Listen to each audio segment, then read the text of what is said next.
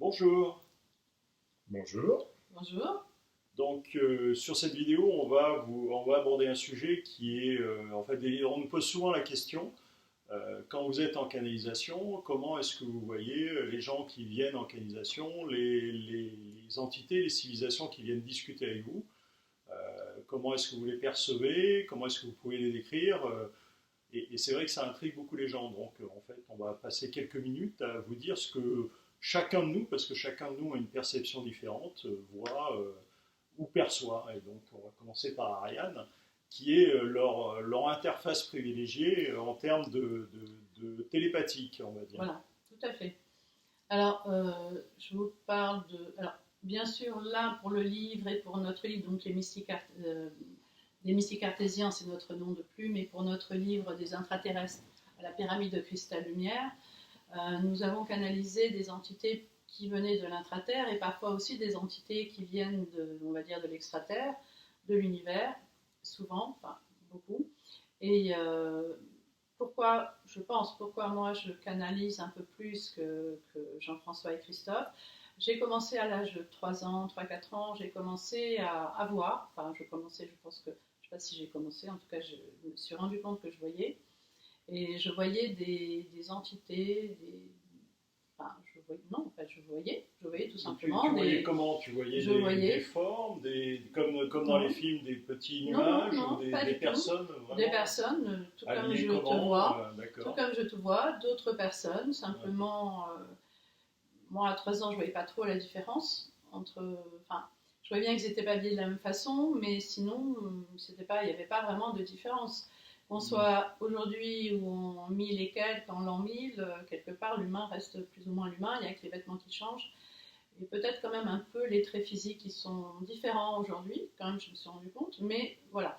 Donc je voyais, et il a fallu quand même du temps pour que je comprenne que tout le monde ne les voyait pas, il a fallu des expériences difficiles où on m'a quand même, où je disais, je me rappelle un événement où j'étais dans un parc et puis j'étais avec mon frère et mes parents, j'avais une barbe à papa, oui, et mon frère une pomme d'amour, et on devait s'asseoir, mes parents voulaient qu'on s'asseye sur un banc, et je ne voulais pas m'asseoir parce que sur le banc, il y avait des gens qui étaient assis, mais apparemment, personne ne voyait qu'il y avait des gens assis, et donc c'était compliqué de dire je ne veux pas m'asseoir.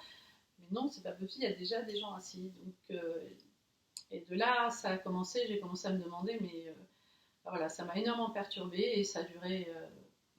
Voilà, dans mon enfance, ça a été assez difficile à gérer. Et il a fallu l'adolescence pour que je refuse, pour que je me révolte, que je m'insurge et que je décide de ne plus voir. Ça a duré quelques années où je ne voulais plus voir, donc en effet, je bloquais. Et puis vers l'âge de 22-23 ans, quand je suis arrivée en Floride, pour m'installer pour vivre là-bas, j'ai immigré en Floride. Là, beaucoup de gens, c'était le début du New Age, et beaucoup de gens parlaient de ces choses-là. Et donc c'est la première fois de ma vie que je voyais qu'il y avait d'autres personnes qui en parlaient, que ça existait, que j'étais pas complètement cinglée. Ça m'a fait énormément de bien. Et de là, j'ai accepté de recommencer à voir. Les ça c'est revenu tout doucement, très doucement, mais j'ai toujours été extrêmement méfiante par rapport aux autres, à le dire, pas le dire, en parler, ne pas en parler.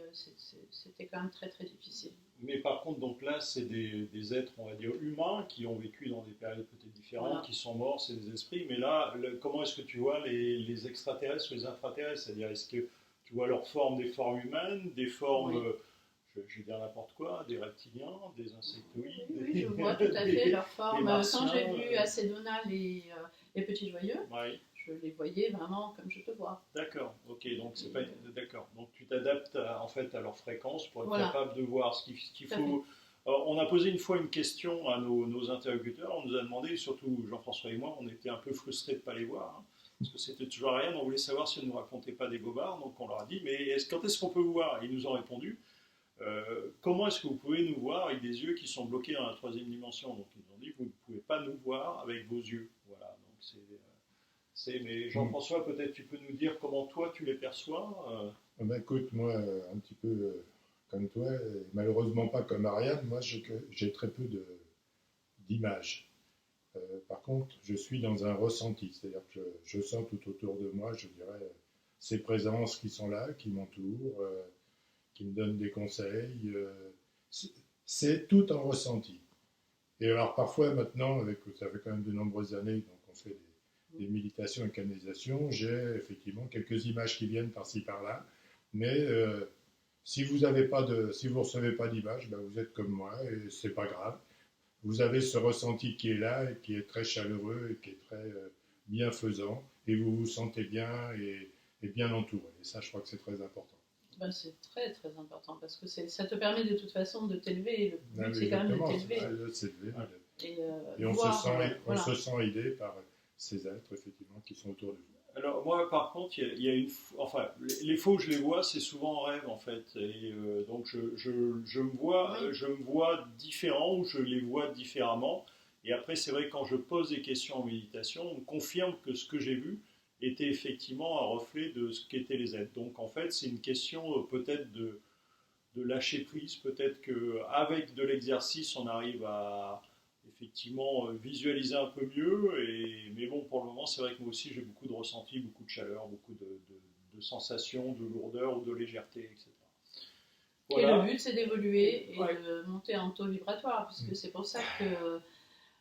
mais c'est aussi pour ça que les intraterrestres nous ont offert la pyramide de cristal-lumière, qui est donc ce que vous avez derrière nous, qui est un cadeau extraordinaire de leur part, mais vraiment extraordinaire pour l'humanité. Et grâce à cette pyramide, tout le monde peut aller vers cette pyramide, entrer dans cette pyramide pour augmenter l'énergie, pour augmenter son taux vibratoire et pour aller vers des énergies positives, vers la bienveillance, vers un bien-être très très utile et très recherché en ce moment et qui devrait beaucoup nous aider.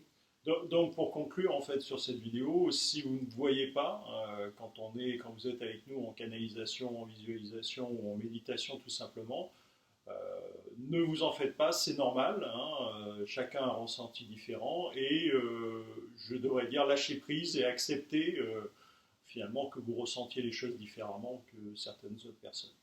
Plus vous lâcherez prise et plus vous recevrez en vérité. Lâchez et vous recevrez. C'est comme ça. Ok, voilà. Et merci. À très bientôt pour la prochaine vidéo. Prochaine vidéo. Bye.